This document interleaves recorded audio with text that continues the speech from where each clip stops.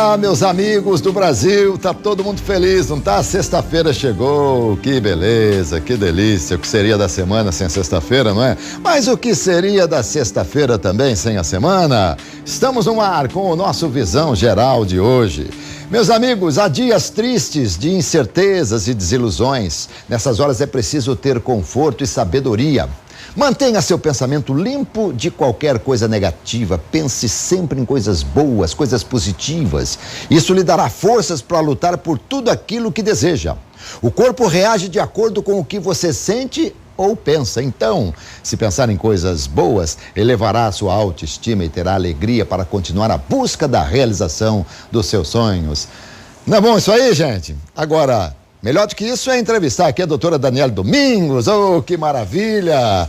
Nós vamos falar muito sobre Previdência. Tudo bem? Bem-vinda, querida. Boa tarde. Tudo certinho com você? Tudo bem, tudo certinho. Que bom. Vamos falar de Previdência, sim, né? Vamos falar da Operação Pente Fino. Essa Operação Pente Fino. Bom, a gente imagina o seguinte, né? Operação Pente Fino cabe para muita coisa, né? Cabe para a Receita Federal, cabe para o INSS, cabe para a polícia. É uma Operação Pente Fino. Vamos pegar todo um rastelo bem fininho que a gente vai tirando tudo aquilo ali, né? Embora você já seja conhecida aqui do nosso público, já esteve aqui, mas é sempre bom lembrar que você é advogado especialista em direito previdenciário, direito material e processual do trabalho, presidente da Comissão de Seguridade Social, OAB Campinas, tem vários artigos publicados no ano de 2017 sobre prova pericial, meio ambiente do trabalho. Muito bem. O que é Operação Pente Fino?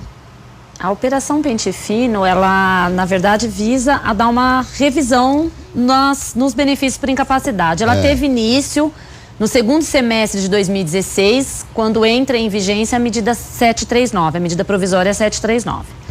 A primeira etapa, ela visa só os benefícios de auxílio-doença. A medida 739, ela traz, além de algumas alterações na lei de benefícios, que é 8.213, ela também traz essa operação, que na verdade seriam as revisões de benefícios, e aí traz também o bônus para o perito. E aí nós tivemos início no segundo semestre de 2016 dessa operação só com os benefícios de auxílio-doença, chamando para revisão aquelas pessoas que encontravam-se no gozo dos benefícios por incapacidade, o benefício previdenciário de auxílio-doença, e que não tinham passado por perícias nos últimos 2 anos. E aí teve que se chamar todo mundo. Não se chamou todo mundo, né? Vem buscando aumentar cada vez mais o número de pessoas. Uma vez convocada a pessoa, ela tem todo um procedimento a ser seguido para ser analisado. E o que é que se consegue de benefício dessa operação?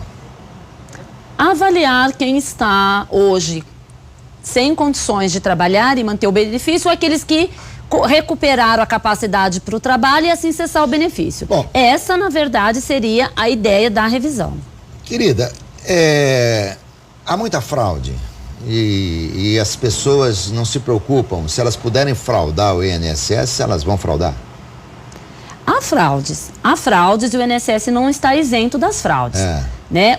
Um dos slogans dessa revisão foi combater as fraudes e as irregularidades. A revisão Pente Fino, né, o programa Pente Fino, ele tem como dos seus objetivos combater fraudes nos benefícios por incapacidade e as irregularidades. Mas eu faço uma contestação a isso, porque se há fraude e se há irregularidade, esse foi no ato concessório. Porque todas as pessoas... Que concedeu. Então, o que não é verdade, porque as pessoas, para receber esse benefício, eles passam por uma perícia médica previdenciária.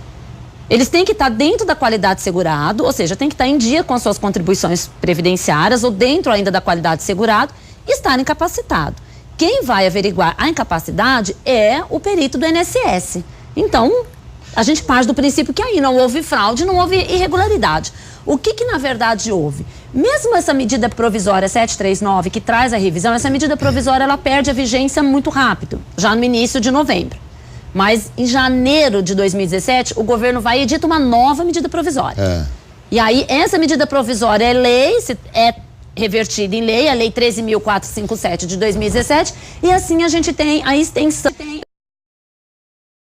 da Lei de Benefícios desde 91, prevê essa revisão. Ou seja, é obrigação do INSS, na sua função gestora de benefícios, convocar as pessoas periodicamente para analisar os benefícios. Então, vamos lá. primeiro que eu queria, você falou algo aí que me despertou. Vamos supor que eu tenho uma empresa, você trabalha para mim, eu não recolho o seu INSS por alguma coisa, sei lá, e aí você vai precisar de um auxílio-doença. Você não está em dia, porque eu não paguei. Como é que fica? Você provou que você provou que é empregado, segurado obrigatório, o INSS vai conceder o benefício e aí a responsabilidade vai para a empresa. Ah, mas o benefício vem. O benefício então vem. tá. Algumas situações acontece, às vezes o INSS indeferir o benefício, mas facilmente você vai conseguir isso na justiça. Muito bem. Aí você falou, periodicamente é preciso que haja uma reavaliação e aquela Sim. coisa toda. Eles têm assim, digamos, lá uma tabela, determinada situação, se afastou por isso, tantos meses tem que retornar, se afastou por isso, tantos meses, ou é uma coisa genérica para todo e qualquer tipo de auxílio, para todo e qualquer tipo de doença? Deveria ter um controle, né? Deveria ter, mas não tem. Não tem. O que acontece? A gente teve por muito tempo as altas programadas, né? A pessoa tinha a concessão do seu benefício com uma data já pré-agendada, pré-determinada para aquele benefício cessar. E se você estivesse ainda incapacitado, você marcava uma prorrogação daquele benefício. E era o momento de você reavaliar. Então, na verdade, o INSS acabou transferindo a sua função de gestora de benefícios para o segurado. Olha, você que tem que me dizer se está incapacitado, não, pedir a prorrogação, que aí eu vou verificar se tem ou não. Ah, entendi. Né? Mas o que na verdade deveria ser? Isso já está desde 91 na lei de benefícios. Não precisaria ter medida provisória, Sim. ter nova lei determinando Sim. revisão.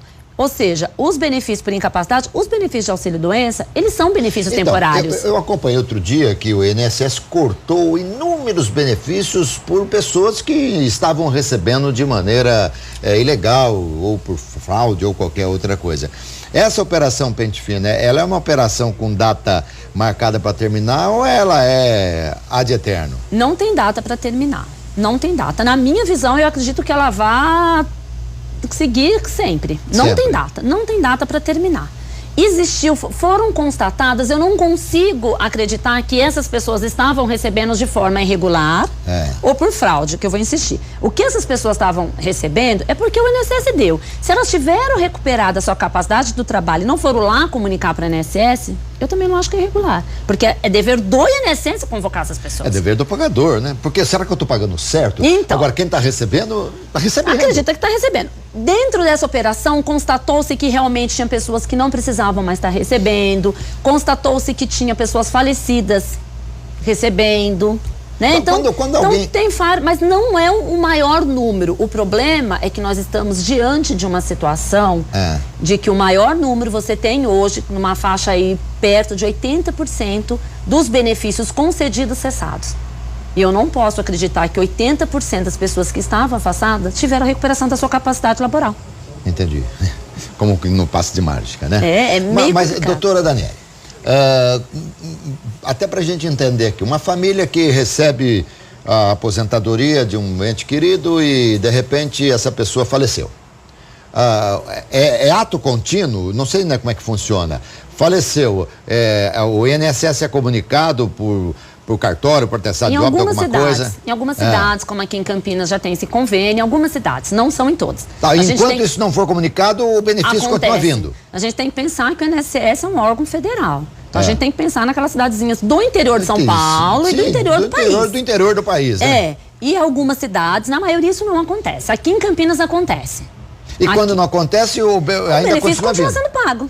Então quem está fazendo a irregularidade? É só o segurado? Não, absurda. Por isso que eu falo, essa operação Pente Fino, o INSS ele tinha que vir para a sociedade pedir desculpa. Ele tinha que vir para a sociedade e pagar as contas disso tudo. O INSS, né? O governo, enquanto INSS, dizer, olha, nós agimos de forma irregular, nós pagamos benefícios para quem não deveriam estar recebendo, isso custou aos cofres públicos milhões e a gente precisa reverter isso. Mas não é cessando o benefício de quem ainda está incapacitado que isso se resolve. Não, tudo bem, mas quem está capacitado com a sua capacidade laboral em plenas condições, Aí você concorda que, sim. que se pare de receber. Lógico, deve. E mas isso a Operação Pente Fino apontou. Detecta. Isso, apontou. Teve alguns casos. Teve casos, sim, que as pessoas não precisavam mais estar recebendo benefício, recuperada a capacidade laboral, ou dentro dessas situações, pessoas falecidas, ainda cadastradas com benefício de incapacidade. Jamais quem recebe, vamos entender aqui, morreu alguém da família que recebia o benefício, e por alguma razão o benefício continua sendo depositado, alguém vai lá com o cartão do INSS, ou com o cartão do banco, com a senha, continua sacando. E vai tirando. Não há nenhum risco a posteriori da família ter que ressarcir o INSS. Vai ter que ressarcir, né? Vai ter que ressarcir. Porque recebeu o indevido. Porque recebeu o indevido, mas né? então, mas aí nós não entramos naquilo que você acabou de falar? O problema é de quem paga, não de quem recebe? Nós estamos falando daquilo de quem está incapacitado. Daquelas pessoas que recuperaram sua capacidade laborativa e o INSS ainda continua pagando. Entendi. Então, esse mas daí. Em caso de morte, não, esses daí são outras situações. Tá. Né? Mas você também não entende que, por vezes, as pessoas vão buscar um dia. Até parece que eu estou fazendo aqui uma situação muito hipotética e muito ingênua. Mas, de repente, alguém vai buscar porque não sabe que tem que avisar, que não tem que pegar mais dinheiro. Tá vindo, vai lá e pega. A vida inteira eu fui lá e peguei o dinheiro da minha mãe, mas a minha mãe morreu, eu tô pegando e tal. Às vezes por ignorância. Eu acho que essas informações hoje, essa ignorância é um número pequeno. Aí a gente vai pensar numa comunidade muito afastada, muito do interior do país. Porque as pessoas têm esse conhecimento, que uma vez aquele falecido, aquela pessoa da família que faleceu, não tem mais que receber o benefício. Muito bem. Quando que o recebimento, o benefício, ele passa a ser permanente, por uma invalidez permanente? Mesmo a pessoa que recebe por incapacidade, ela pode, numa sequência, requerer por invalidez, dependendo da avaliação do médico? O benefício por incapacidade, vamos pensar nos dois benefícios da incapacidade. A gente ainda tem a aposentadoria de deficiente, a gente tem o LOA, mas vamos pensar nesses dois. Primeiro, a pessoa vai entrar, vai pedir um auxílio-doença. O auxílio-doença é um benefício temporário. Então, uma pessoa que está recebendo o auxílio-doença por 8, 9 anos, já tinha alguma coisa estranha. Qual que é o tempo máximo? Não tem tempo máximo.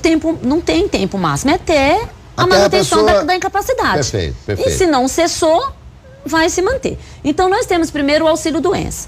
Se a pessoa não conseguiu recuperar sua capacidade laborativa e foi constatado por uma perícia médica do INSS que aquela incapacidade ela é total e permanente, aí ela tem a concessão da aposentadoria por invalidez. Aí é o INSS que toma as providências para já colocar como... Isso, a gente está falando isso no âmbito administrativo. Tá.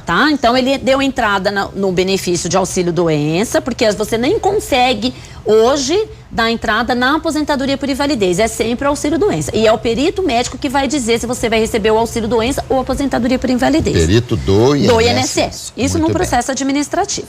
Então, se foi um auxílio-doença, é porque foi constatada que a sua incapacidade era total, porém temporária. A aposentadoria por invalidez, a sua capacidade é total, porém permanente. Mas algumas pessoas imaginam, então tá, agora eu tenho minha aposentadoria por invalidez, eu não vou ser mais cessada. Não vou perder. Não, a aposentadoria por invalidez também pode ser revista com o tempo. Entendi. Só as pessoas com 60 anos ou mais não terão revisão da sua aposentadoria por invalidez. Fala pra mim, o que é que pode dar uma aposentadoria permanente por invalidez? O que é que precisa acontecer para o paciente? A pessoa tem que estar incapacitada de uma forma total e o médico perito na hora. Mas vamos... É difícil, são tantas patologias, porque as patologias, isso os médicos falam, né? Você pode ter uma patologia e nós termos o mesmo CID, mas reagir de formas diferentes, você é uma digitadora que só usa os dedos e as mãos. E aí você teve um acidente que perdeu um pedaço do pé. Você está inválida? Não. Para aquela sua atividade, de repente. Mas então, é isso que dependendo da atividade, é que se analisada não é assim também. Não é assim também. Porque, por exemplo, eu sou narrador de futebol, apresentador de televisão, eu falo. Aí, se de repente, amanhã, por alguma razão, eu não tiver com as minhas pernas em plenas condições, eu posso vir aqui de cadeira de roda e fazer a apresentação aqui do programa. Sim, então por isso que é avaliado. Não sei, então... A sua incapacidade, ela não foi total. Ela foi para algumas atividades. Então, ela não foi total. Perfeito. Então, perfeito. não vai ser aposentadoria por invalidez. Muito bem, não, a gente tem que entender direitinho. A Operação Pente Fino, como eu volto a falar para você, no início ela visou só os benefícios de auxílio-doença. Na segunda etapa, que começa já na vigência da medida provisória 767, isso bem no início de janeiro, o governo começou a primeira semana de 2017, já com uma MP. Você vê a tamanho da urgência que tinha, né? Olha só, né? E aí ele abrangeu. Então eu vou fazer revisão agora do auxílio-doença e aposentadoria por invalidez. Tá. Agora nós estamos no que eu posso chamar de uma terceira etapa. E nessa terceira etapa envolve auxílio-doença, aposentadoria por invalidez e os benefícios sociais, que é o benefício de prestação continuada, o que mais as pessoas conhecem como LOAS, e o Bolsa Família. Perfeito. E o LOAS, eles estão averiguando mais as pessoas por incapacidade. Porque o LOAS, para você ter direito, eu vou usar esse termo porque ele é muito mais conhecido, se a gente for falar aqui, BPC, Benefício de Prestação Continuada, quem está nos assistindo às vezes não vai nem pensar. O LOAS, ele tem duas possibilidades para você requerer. O idoso, acima de 65 anos, ou o deficiente, né? Aquela pessoa que encontra-se capacitada. E ainda assim tem um outro requisito, a pessoa tem que estar em estado de miserabilidade. A família, a renda per capita da família tem que representar 1/4 do salário mínimo, ou seja, tem que ter um salário mínimo dividido para 4 pessoas daquela casa. E é isso que o governo quer rever. Se essas pessoas são realmente, estão dentro dessa característica, estão dentro desses requisitos, se essas pessoas estão realmente incapacitadas, são realmente deficientes. Então, no LOAS, eles estão buscando verificar essa situação. Perfeito. Se essas pessoas não estão dentro dessa situação e o benefício foi concedido, há irregularidade. Mas a irregularidade foi de quem? De quem concedeu. Agora é o seguinte, então atenção, hein? Eu já sou milionário, porque eu ganho mais de 1/4 do salário mínimo por mês. Então, na renda, isso é per capita ou não? Então eu ganho mais. Que coisa, né? É uma coisa impressionante, né? Na revisão, na verdade, eles estão considerando meio salário mínimo, porque é o que dá direito ao Bolsa Família, então. É o que a jurisprudência também tem acatado, mas porque é impossível imaginar que uma família de 4 pessoas vivam com salário mínimo. Mas são as coisas assim que a gente vê nesse país. É impossível, como? Uma pessoa, uma família de 4 pessoas com salário mínimo. No entanto, Não é estado de miserabilidade, nem estado de miserabilidade. Não, e outra coisa, às vezes as pessoas precisam pegar um atestado de miserabilidade que custa mais caro do que ela ganha por mês, só um atestado. Então não tem jeito. E você fica muito mais estarrecida ainda se você vir os números faraônicos dos ganhos dos ministros, dos gastos dos ministros, é uma coisa assim absurda. Então, eu não sei o que o governo está querendo realmente com essa operação Pente Fino. O que ele quer para ele? Ajuste fiscal. Só isso? Ajuste fiscal, arrecadar dinheiro. Então, tirou completamente do INSS a sua função gestora e partiu para a função arrecadadora. Porque não dá para se entender que você faz uma revisão e diz, olha, 80%, já está passando desse número, são benefícios irregulares.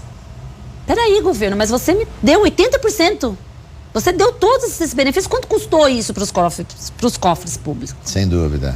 Então, a ideia é arrecadar. A ideia é acessar para poder mover pra poder a máquina. Respirar, quer dizer, não não é sei respirar, né? Ou não sei, até para defender a ideia de que, olha, a Previdência está quebrada, a gente precisa aprovar essa reforma, então. tá vendo? Tá vendo como não tem dinheiro? E aí a gente começa todo aquele discurso do início que a gente já vê aqui, né? Sem que dúvida, a Previdência tem um déficit, se não fizer a reforma ela não se sustenta. Você é daquelas que defendem que não tem déficit nenhum, né? Sim, e não só defendo, como foi provado pela CPI da Previdência que não tem déficit mesmo, né? Tá. A Anfip também mostrou aí que não tem déficit. A ideia é reformar e, num segundo momento, privatizar. Que coisa, hein, Daniele? Bom, o Daniele, só para voltando um pouquinho aqui, quem nunca contribuiu com o INSS, chegando à idade de 60 anos, ou 65 para homem, 60 para mulher, tem direito a um auxílio, tem direito a algum benefício? Então, esse benefício é o que eu falei, é o LOAS. Esse é o LOAS. Esse é o LOAS. Ah, tá. Aquela pessoa que nunca contribuiu ou que contribuiu por algum período, mas não conseguiu continuar contribuindo, aos 65 anos, hoje, né, essa idade pode vir ser alterada na reforma, tem direito a buscar o benefício de prestação continuada, o LOAS. Tá. Hoje a Previdência está atendendo as pessoas com um pouco mais de atenção por meio de telefone, por meio de marcar o horário da entrevista, por meio de sites? Como é que está esse trabalho hoje na Previdência? Ou continua aquela dificuldade que sempre teve? A dificuldade, na verdade, ela está se aumentando por conta da redução do número de funcionários, de servidores. A Previdência está perdendo dia a dia servidores. Então, assim, está cada vez aumentando mais. A data para deferimento de benefício está se aumentando cada vez mais. Está demorando mais. O INSS está se digitalizando, né? A gente está aí, tem agora em várias cidades. No estado de São Paulo, nós ainda não temos o que nós chamamos do INSS digital. Então, as pessoas não vão precisar mais ir na agência pedir seu benefício, vai pedir em casa, né? O seu benefício. É isso que o governo está defendendo, que vai ter toda essa mobilidade, essa facilidade para as pessoas não precisam mais ficar na fila. Então, e com essa ideia vem de, olha, tá tudo dando certo, mas não é verdade. Não porque é verdade. Atrás das máquinas nós precisamos do servidor. O Temer falou que a gente vai viver até 140 anos. Então, de certa forma, acho que eu me aposentei muito moço. Tem muito para gozar da aposentadoria, coisa, né? Olha, que bom, né? Que coisa, bom. Né? Muito bem. Mas independente disso, a gente tem que entender também que porque aumentou a longevidade, né? Uma coisa, sim, não, aumentou. Tem mais gente se aposentando e mais gente vivendo mais com o dinheiro da aposentadoria. No entanto, tem muita gente pagando a aposentadoria e esse ciclo aí. Agora, quando há, por exemplo, um déficit de 13, 14 milhões de desempregados no país, isso aí também afeta, né? Sim, são 13, 14 milhões que a Previdência deixa de contribuir, não é? Verdade. E é o que eu falo, quando a Previdência, ela acessa esses benefícios dessas pessoas que estão aí afastadas por 5, 6 anos. Elas acessam automaticamente, ou por esses programas, ou autoprogramada, joga essas pessoas para o mercado de trabalho. Essas pessoas não vão conseguir trabalho. Não. Uma porque estão afastadas há muito tempo, sim, outra porque ainda se encontram incapacitadas. O INSS deixa de recolher. Existe previsão na lei de benefícios, é dever do INSS que todas as pessoas que estão em recebimento de benefício previdenciário, o benefício só pode ser cessado após a reabilitação profissional. Ou seja, essa pessoa ela tem que passar por um programa de reabilitação profissional. E o benefício só vai ser cessado quando for constatado que ela recuperou sua capacidade laborativa. E esse programa é muito importante. É muito importante para a pessoa, é importante para os cofres da Previdência, é importante para a economia. Sem Porque dúvida. A partir do momento que você devolve a pessoa, não para a sociedade sem nada, mas você devolve para o mercado de trabalho com condição de trabalho, essa pessoa tem salário, lógico, essa pessoa ela recupera a sua dignidade, ela se sente produtiva, os cofres da Previdência passam a receber novamente, a economia passa a ser gerada porque a pessoa tem poder de compra. Tá. Então é muito importante a reabilitação profissional. Vamos relembrar aqui, doutora, hoje, para a mulher se aposentar, como é que é? Qual que é a regra para a mulher? Olha, para aposentadoria por tempo de contribuição, a mulher tem que ter 30 anos de contribuição. 30 anos. Independente da idade. No entanto, ela tem que estar ciente que, dependendo da idade, ela vai sofrer os efeitos do fator previdenciário. Se ela tiver menos de idade? Não tem idade para aposentadoria por tempo de contribuição. Não existe. A mulher ela tem que ter 30 anos de contribuição. Muito bem. A idade, ela vai sofrer os efeitos do fator previdenciário, que muda Se ela tiver 30 anos, ela se aposenta com integral, né? Não é integral. Não é integral, porque daí a conta vai fazer de acordo com a tabela do fator previdenciário. E aí, hoje nós temos a regra do 85-95, que no ano que vem já muda. Então, e por tempo de serviço, o homem tem que trabalhar... O homem tem que trabalhar 35 anos. O homem tem que trabalhar, não, ele tem que comprovar 35 anos de contribuição. Independente da idade. Isso é aposentadoria por tempo de contribuição. Aí nós temos aposentadoria por idade. Idade, tá. O homem tem que ter 65 anos de idade. 15 anos de contribuição. No mínimo. Não, é o mínimo. Mínimo 15 anos de contribuição. A mulher tem que ter 60 anos de idade e 15 anos de contribuição. Isso para se aposentar por idade. Por idade. Bem. Tá? A gente está falando de uma regra geral que é vigente ainda hoje, sem reforma. Tá.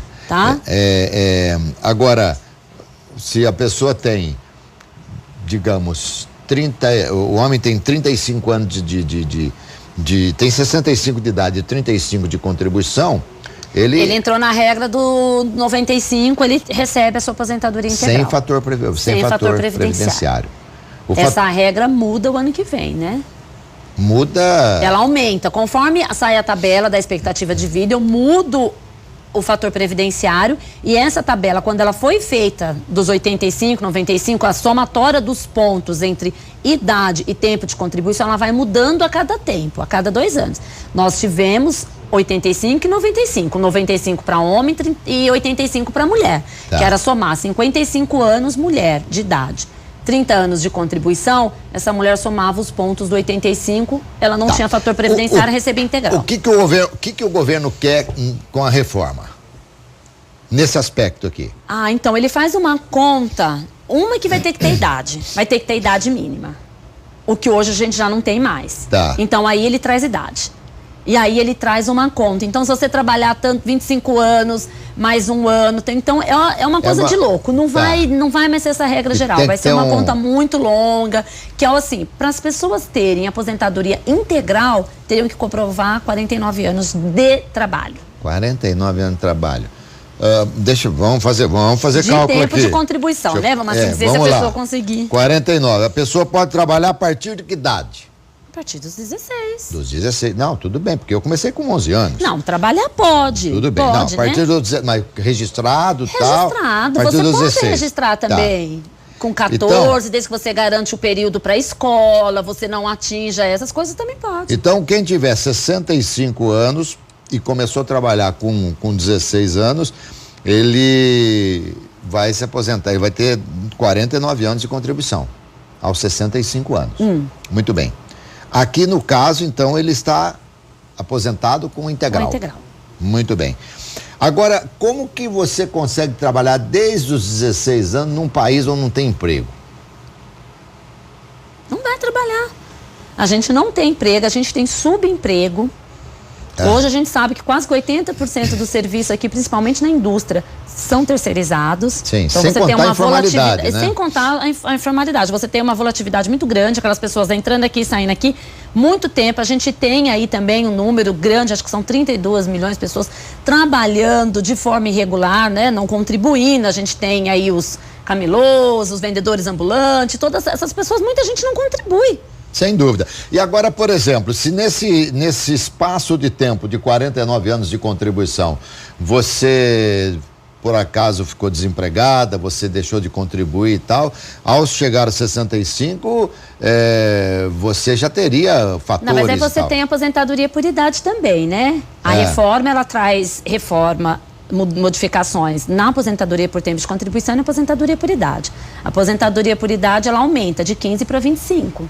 Há 25 anos. E o que vai, alguns defendem que se aquela reforma passasse, acabaria com a aposentadoria de contribuição e só ficaria a aposentadoria por idade. Eu te admiro muito, eu te acho extremamente inteligente, sobretudo culta na sua matéria, que você dá show. Por tudo que você viu da reforma, ela meio que arrebenta o povo. Mas sim. Totalmente. Como a reforma trabalhista está fazendo com os trabalhadores, arrebenta. Já está fazendo? Já está fazendo. Ela já está em vigor e tal. Mas uma coisa que eu não entendo, a reforma trabalhista, na minha visão, ela foi feita para beneficiar alguns setores da indústria, do comércio e tal. Isso deveria minimizar o número de desempregados. Estourou mais, né? Essa semana, a Abril Cultural encerrou vários títulos de revista e mais de 800 pessoas foram demitidas, 500 jornalistas. Essa semana, o Esporte Interativo também parou, mais 250 jornalistas que foram demitidos. Quer dizer, o que a reforma está ajudando? O que a reforma ajudou, a reforma trabalhista? A demitir mais de 200 pessoas sem convocação do sindicato. A demitir as pessoas, mais de 200 pessoas sem justificativa, sem chamar para o Ministério Público. A trazer cada vez mais dinheiro, a fortalecer cada vez mais o capital. A gente pode falar, então, governozinho sem vergonha esse, não? Não, imagina. Vou te contar. Aliás, um dos fundamentos da reforma trabalhista seria maior segurança jurídica, porque todo mundo critica que a justiça do trabalho é a justiça dos pobres, né? Tem toda aquela coisa. E é um absurdo que as pessoas vão lá, acabam ficando ricos com indenizações. Outra coisa era trazer segurança jurídica, porque as jurisprudências trabalhistas estavam aí trazendo insegurança jurídica, abrir, né, novos mercados de trabalho diante das flexibilizações, então as pessoas iam ser contratadas de uma forma muito mais fácil. E, na verdade, a gente viu que não tem nada disso, porque na hora que você for ver a lei, ela é contraditória do início ao fim. Ela traz uma insegurança jurídica tremenda. O juiz não sabe se eu dou o artigo A, porque o artigo B fala que eu não posso dar o artigo A. E aí, como que eu faço? Independente disso, por exemplo, alguém que está trabalhando já há algum tempo e que está dentro de um processo trabalhista, em que se baseia o magistrado, lá no passado ou aqui no presente? Em leis? Se o processo, vamos supor que se a pessoa deu entrada num processo trabalhista antes da vigência e o processo continua, alguns fatores do processo vão ser de acordo antes da reforma. Algumas coisas de parte processual, que daí não atinge tanto o direito do trabalhador, mas assim são partes, atos processuais, esses vão ser de acordo com a reforma. Ah, tá. Mas o processo, ele vai ser julgado de acordo com a data da prestação do serviço. Ô, doutora Daniele, quando a empresa fica devendo pro INSS, ele é voraz para cobrar? Não. Não é? Não.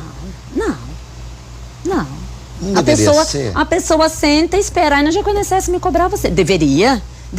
É dever dele, ele não cumpre. Aí faz esses programas aí, não, vamos fazer programa de revisão para acabar com a fraude e irregularidade. Mas o que ele tem para receber, ele não vai atrás. Não vai atrás. Isso a gente tem, né? As grandes empresas. Sim, eu lhe perguntei isso porque a gente viu. Mesmo, aí, não quando você vai falou atrás. em reforma, a gente viu Não vai. empresas extremamente Esses quadros saíram muito na discussão da reforma, né? Quando a gente teve a discussão da reforma, dizendo que tinha déficit, então tá bom, então vai buscar onde você tem. Isso foi muito exposto, né? Bancos, empresas, né? Agora eu vou perguntar para ela. A gente precisa te convidar aqui o dia também que o programa aumentar, porque não tem muita coisa para falar sobre Previdência, né? Mas é bom que aí você volta outras vezes. Fala uma coisa aqui para mim. O objetivo, nós conversamos há pouco aqui, é que se reduza gasto, é que se diminua benefício, aquela coisa toda, para sobrar mais dinheiro, digamos assim.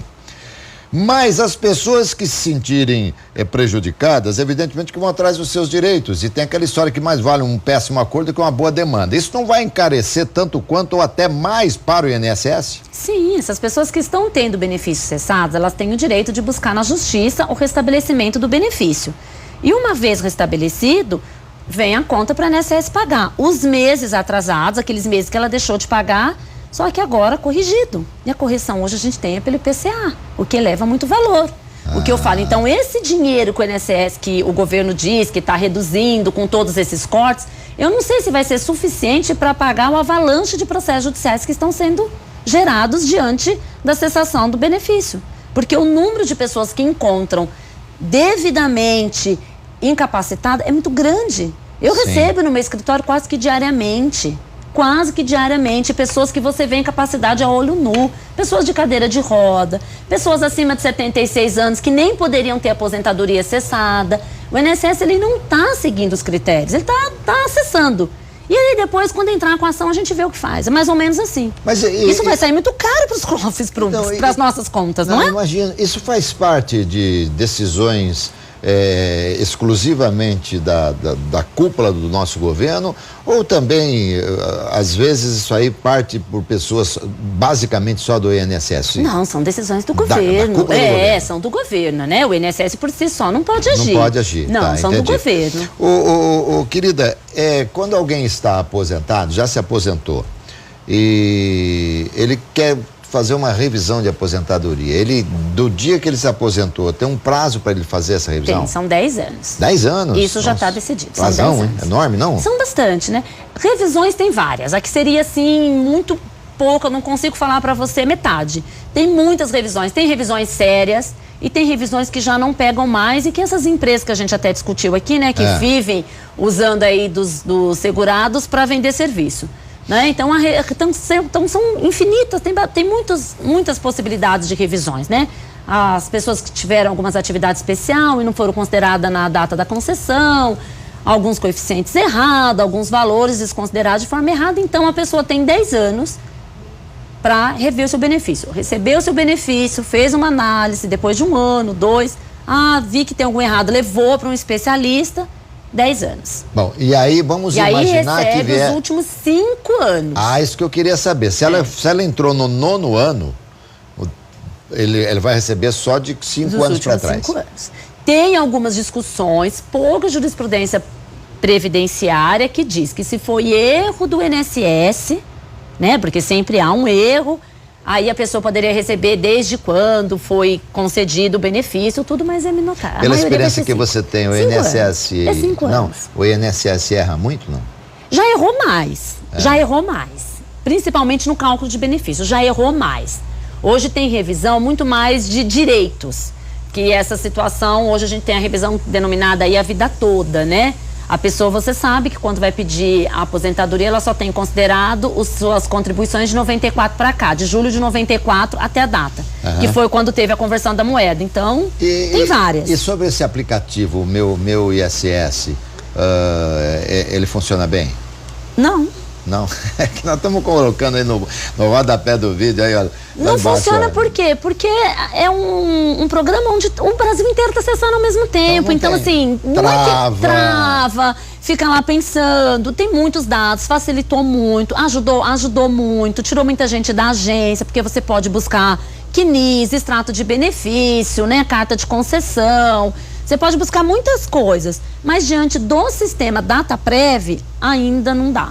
O sistema eletrônico lá deles ainda é muito falho. Demora tanto e trava tanto que você fica acessando e de repente aparece assim, já você vai se aposentar. Mas alguma coisa ajudou, né? Não, ajudou. Não, a gente não tá aqui também só para criticar. Eu acredito que já ajudou muita coisa. O 135, ele também dá um pouco de facilidade para você marcar direitinho. Marca perícia, né? Marca data também. Também é um outro... Hoje o INSS tem muitos canais de atendimento, porque a ideia do governo é tirar o segurado da agência, que vai facilitar mesmo. Mas olha, você... Né? Para atender as pessoas com mais doutora, comodidade. Você tem toda a razão quando você fala da dificuldade, menos servidores, menos pessoas trabalhando, porque eu me recordo, até foi pelo 135, eu fui acertar alguns papéis, mas aquela fila, e ali não tem A nem B, ali fica todo mundo na fila, ao menos isso aí, né? Não há distinção, isso eu acho ótimo. E eu disse para a pessoa, mas só você está trabalhando aqui, tem uma fila imensa, tem tantas baias aí. Você não tem ninguém trabalhando mais, não tem trabalhando mais. Onde nós vamos parar, doutora? Não sei. Vamos fechar as portas do INSS. Olha só, hein? Talvez a gente chegue nisso. Que coisa lamentável. Né? Porque eles ficam nessa, vamos tirar o segurado da agência, mas é porque o segurado não vê o desmonte do INSS, a ausência de funcionário, e que isso impacta na concessão do benefício, na análise do benefício. O INSS tem um prazo de 30 dias para responder a concessão, o pedido de benefício. Esse 30 dias não está sendo cumprido há anos. Ele dá a resposta depois de 2, 3, até 6 meses. E quanto custa isso? Isso que eu sempre falo, quanto custa isso para os cofres? Porque ele vai pagar depois os atrasados, corrigidos. Se você tem uma análise muito mais rápida, você concede aquele benefício muito mais rápido, você vai diminuir. Você tem uma conta para pagar. Se você paga lá no dia, você sai dos juros, não é verdade? Com certeza. E se você vai aumentando o atraso, você vai aumentando os juros. É a mesma coisa. É a mesma coisa. Bom, no governo não se apresenta isso, quanto que se paga de juros, né? Você acredita, você tem que responder para mim em 30 segundos. Você acredita que um novo governo possa mudar essa situação? Não sei. É tão difícil essa pergunta, eu acho tão responsável essa resposta. Assim, a angústia dos meus clientes é, doutora, quem que a gente vai votar? Eu falo, não sei, eu não posso assumir essa responsabilidade, porque está todo mundo com medo, carente. A reforma da Previdência, ela é material de governo de todos que estão aí. De todos colocam na pauta. Sim, todos colocam como uma necessidade. Como uma necessidade, uma necessidade urgente. Exatamente. Então eu não sei. Seria utópico. Querida, adorei de novo falar com você. Eu agradeço mais uma vez a oportunidade de estar trazendo aqui as informações. Eu queria só encerrar dizendo assim, as pessoas que tiveram os benefícios cessados diante dessa operação Pente Fino, tem sim o direito de buscar a revisão dessa cessação na justiça. E é importante, porque tem muita pessoa aí que encontra incapacitada e teve a sua única fonte de renda cerceada. Muito bem, falei com a doutora Daniela Domingos Monteiro.